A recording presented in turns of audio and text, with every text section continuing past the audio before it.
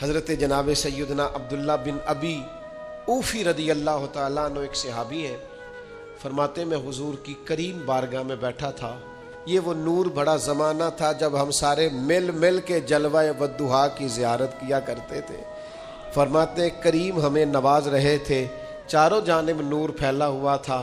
اچانک ایک بچہ آیا، السلام علیکم کے بعد اس نے کہا یا رسول اللہ صلی اللہ علیہ وسلم میں یتیم ہوں، میری والدہ ہے، میری بہن ہے۔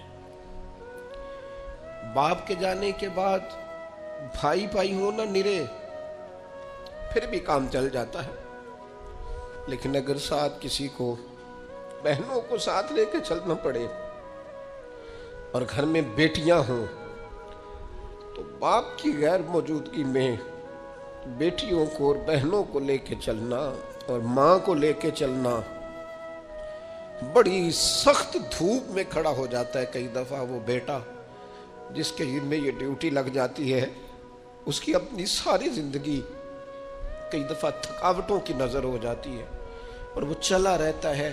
بچپن رہتا ہی نہیں، جوانی رہتی نہیں، ڈائریکٹ بڑھاپے آتے دیکھے ہیں میں نے لوگوں پر۔ اس نے آ کے عرض کی حضور یتیم ہوں اور والد چلے گئے ہیں، والدہ ہے، بہن ہے، ہم تینوں بھوکے ہیں کل سے گھر میں۔ تو میری اماں نے کہا جا کے مدینے والے محبوب کی بارگاہ میں عرض کر۔ تو حضور کچھ فرمائے، کریم نے فرمایا ہمارے گھر جا۔ حضور نے اپنے کاشانہ نور پہ بھیجا، واپس آئے تو 21 کھجوریں لے کے آئے۔ کہا حضور جن ام المومنین کی خدمت میں آپ نے بھیجا تھا، ہماری اماں نے کہا ہے ہمارے گھر میں یہ 21 کھجوریں ہیں، پر وہ تھی بڑی برکت والی۔ حضور نے اس پر دعا فرمائی اور برکت والی کھجوریں دے کے کہا 7 تیری ہیں، 7 تیری بہن کی ہیں، 7 تیری اماں کی ہیں۔ یہ بانٹ کے دی۔ حضور تو کسی کو 1 کلو دے دیں تو وہ کہتا ہے میں کئی سالوں کھاتا رہا ہوں، ختم نہیں ہوئی۔ میرے کریم سے کر قطرہ کسی بہن ماں۔ حضرت عبداللہ فرماتے وہ 21 کھجوریں لے کے اتنا خوش تھا، گویا اتنا راضی تھا کہ اس کا انداز ہی نرالا تھا۔ اسے پتا تھا نا کہ حضور کی بارگاہ سے 21 مل گئی ہیں، یہ اگر چلتی رہیں تو یہ تو قیامت تک ختم نہ ہونے والی بات۔ مجھے لگتا ہے اس کا ذوق یہی تھا کہ یہ قیامت تک ختم، نے زبان سے تو نہیں کہا پر ذوق یہی رکھتے تھے حضور کے صحابہ۔ کہتے ہیں وہ جب کھجوریں لے کے جا رہا تھا نا تو حضرت معاذ ابن جبل اٹھے اور اس بچے کے سر پہ ہاتھ پھیرا، پیار کیا، بچہ چلا گیا۔ نبی کریم نے حضرت معاذ ابن جبل کو بلا لیا، فرمایا یہ کیا کیا ہے؟ عرض کی حضور بس میرا دل کرتا تھا، میں نے بچے سے پیار کیا ہے۔ آپ نے فرمایا پتہ تمہیں اجر کتنا ملا ہے؟ پتہ ہے تمہیں؟ رسول اللہ فرمائیے۔ فرمایا تم نے یتیم کے سر پہ ہاتھ پھیرا ہے نا، ایک بال کے بدلے اللہ نے تمہارا 1 گناہ معاف کیا، 1 نیکی دی ہے، 1 درجہ بلند کیا۔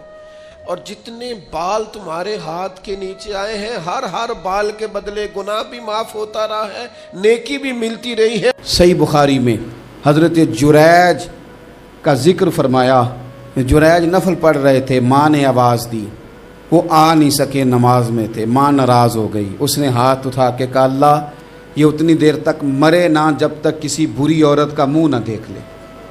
کسی اور کی دعا کے لیے سند نہیں ہے کہ وہ تیرے حق میں ضرور قبول ہوگی، لیکن ماں باپ کی دعا کے لیے میرے نبی پاک نے سند بیان کی ہے۔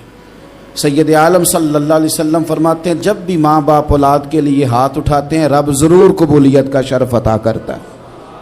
تو جہاں سند موجود ہے نا، کچھ افتتاح ابا جی سے بھی کرا لینے چاہیے، کچھ کام شروع کرنے سے پہلے صرف اماں سے ہی دعا کرا لینی چاہیے۔ یہ والا افتتاح بھی بڑے کام کا ہے کیونکہ یہاں سند بیان کر دیا میرے نبی کریم۔ تو جناب جریج کی ماں ناراض ہو گئی، کہنے لگی اللہ اس نے میری بات نہیں سنی۔ اب تھے تو وہ نیک، لیکن رب کریم کی حکمت کا تقاضا ہے، ماں کی دعا کو بھی قبول کرنا تھا، اللہ نے آزمائش میں مبتلا کر دیا۔ والدہ تو چلی گئیں، وہ ایک خیمے میں، ایک کٹیا میں، ایک جھونپڑی میں عبادت کرتے تھے، اللہ کو یاد کرتے تھے، رب رب کرتے تھے، اور لوگ ان کی بڑی تعریف بھی کرتے تھے۔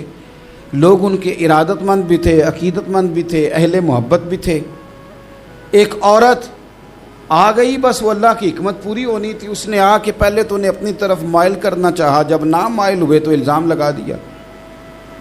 یہ ہمارے دور کا تقاضا ہے، لوگ پہلے آپ کو اپنے حق میں قائل کرتے ہیں، اپنی فرما برداری میں لانا چاہتے ہیں، اگر آپ نہیں آتے تو پھر وہ آپ کو مجرم قرار دے دیتے ہیں، یا میرے ساتھ چل ورنہ پھر میں تیرے خلاف پراپوگنڈا کروں گا۔ دو ہی باتیں، پہلے اس نے قائل کیا، جب جناب جنید قائل نہ ہوئے تو اس نے